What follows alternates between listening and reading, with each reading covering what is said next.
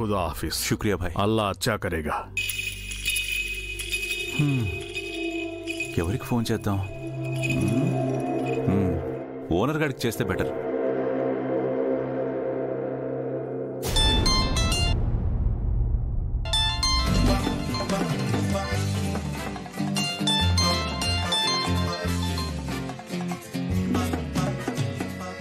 ఏంటే శంకర్ ఇంట్లోనే ఉండి ఫోన్ చేస్తున్నావు?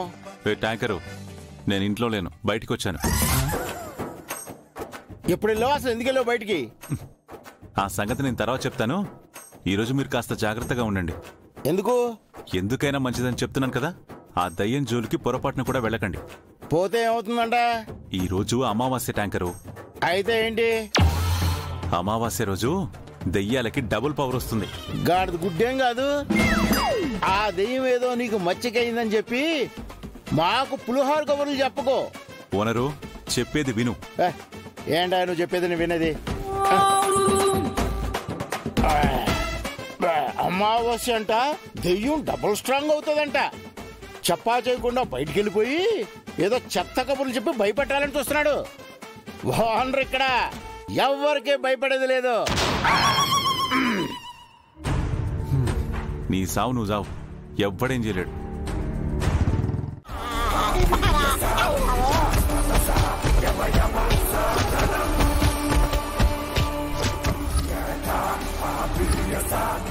యాదగిరి ఎంతసేపు అబ్బా దొరకొద్దా? అయినా హనుమాన్ చాలీసాను దాయటం ఎందుకు? ఎదురుగా పెట్టొచ్చు కదా. శివపురాణం, శ్రీ లలిత విష్ణు సహస్రనామం, ఈ రెండు ఇక్కడ పెట్టినప్పుడు హనుమాన్ చాలీసా కూడా ఇక్కడ పెట్టాలి కదా.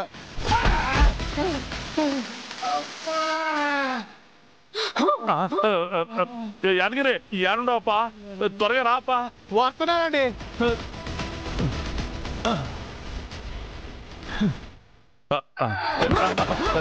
అమ్మా వద్దమ్మా, నన్నేం చేయబాకమ్మా. వయసులో పెద్దోండే, నీకు తండ్రులు అంటుండే.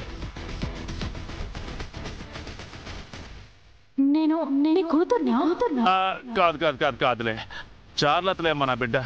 మరి తండ్రి అన్నావు? తండ్రి లాంటి వాడిని చెప్పినానమ్మా. అంటే తండ్రివేగా? అవునవునవును అవును.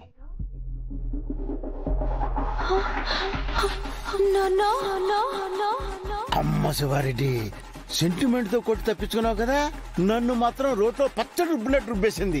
నేను కూడా ఏదో ఒకటి చెప్పని రాల్సింది. అబ్బా ఏమైందమ్మా?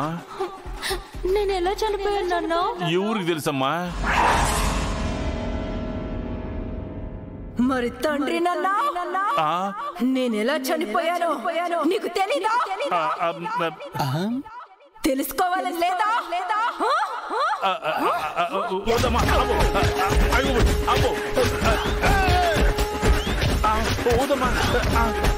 సెంటిమెంట్ యాంటీ సెంటిమెంట్ అయిపోయిందేంటి? అయ్యో అమ్మో, అయ్యో వద్దమ్మా, కొట్టమాక. అమ్మా అమ్మో, అమ్మా అమ్మా అమ్మా అమ్మా అయ్యా అయ్యా అమ్మా అయ్యా.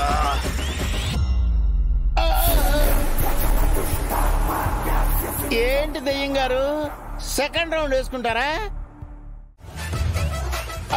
కురేషి వచ్చి వెళ్ళినప్పుడు పొరపాటున వీళ్ళు యావరేజ్ గా ఉంటారు అన్నా, అంతే.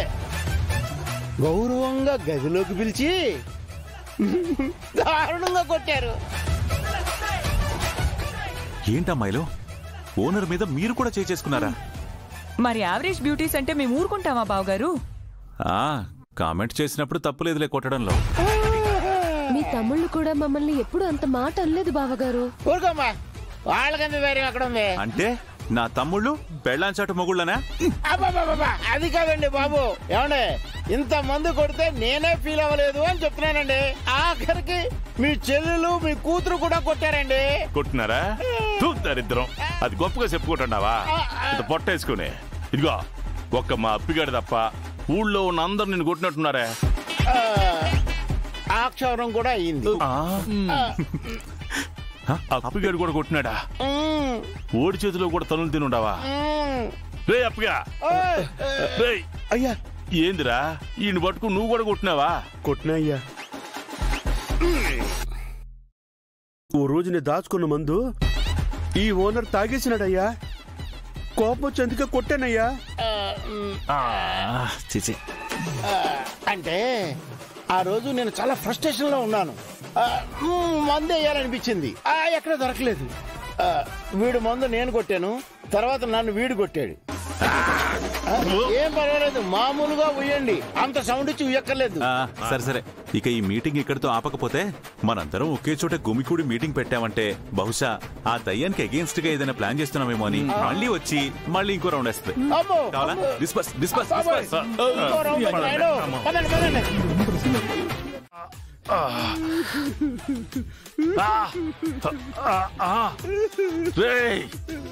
రే అప్పిగా, కాపడం అన్న పెట్టు, ఏడవడం అన్న ఆపరా.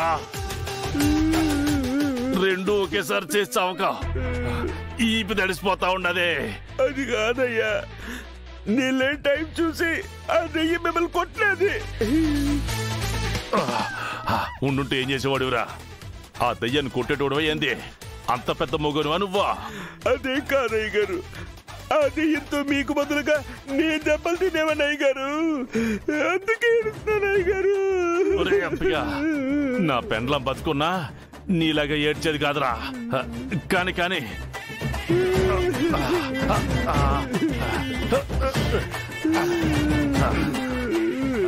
అమ్మా, నువ్వెందుకు సొక్క ఇప్పుతా ఉంటావు రా దరిద్రుడా? మొన్నే కదరా మొత్తం ఇప్పి చూపించా.